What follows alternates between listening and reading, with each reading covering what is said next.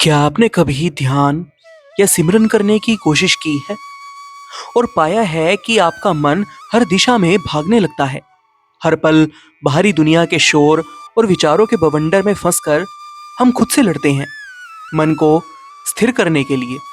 लेकिन क्या सच में यह लड़ाई सिर्फ हमारी कोशिशों से जीती जा सकती है या इसके लिए किसी दिव्य मार्गदर्शन की आवश्यकता होती है?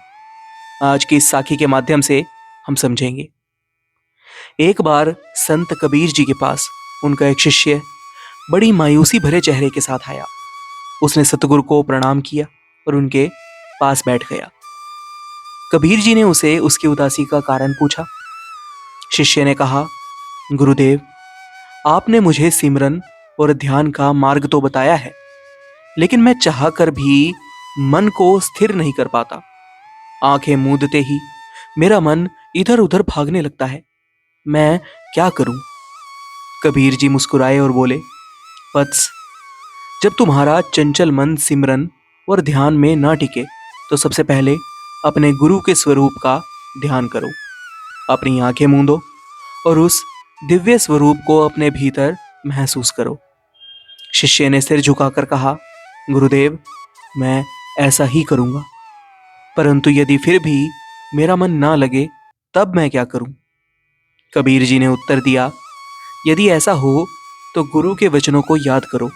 उनके वचन ध्यान को स्थिर करने में सहायक होते हैं। जब तुम सतगुरु के कहे शब्दों को मन में दोहराओगे तो तुम्हारा मन शांत हो जाएगा।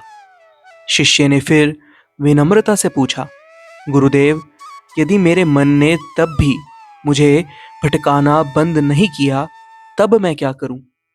कबीर जी ने बड़ी कोमलता से कहा, यदि तब भी तुम्हारा मन ना माने तो उन पलों को याद करो जब सतगुरु ने तुम पर कृपा की थी, जब उन्होंने तुम्हें नाम का दान दिया था, जब तुम संकट में थे और तुम्हें सहारा दिया था। अपने मुर्शिद के प्रेम को महसूस करो। यही स्मरण तुम्हारे मन को स्थिर करेगा और ध्यान को गहराई देगा। कबीर जी ने आगे कहा, वत्स, ध्यान लगाना गुरु की कृपा से ही संभव है। जब शिष्य सच्चे दिल से अपने गुरु को याद करता है तो सतगुरु उसकी झोली में बिना मांगे ही खुशियां भर देते हैं। यह प्रेम और समर्पण ही मोक्ष की सीढ़ी है। यह साखी हमें सिखाती है कि ध्यान और सिमरन के मार्ग में आने वाली बाधाएं स्वाभाविक हैं, लेकिन गुरु का सहारा लेने से ये बाधाएं धीरे धीरे दूर हो जाती हैं। गुरु का स्वरूप, उनके वचन और उनकी कृपा, यही हमारे मन को स्थिर करने के सबसे सशक्त माध्यम है। तो सोचिए, जब आपका मन भटकता है तो आप क्या करते हैं? क्या आपने कभी अपने गुरु के प्रेम और वचनों में खुद को डुबोने की कोशिश की है? याद रखें, सच्चे समर्पण और गुरु की कृपा से ही मन की हर अशांति का समाधान संभव है। आज की यह साखी आपको कैसी लगी? अपनी राय हमें कमेंट बॉक्स में ज़रूर बताइएगा। साखी अच्छी लगी हो तो कम से कम 10 लोगों के साथ इसे शेयर भी ज़रूर कीजिएगा ताकि आप भी पुण्य के भागीदार बन सकें।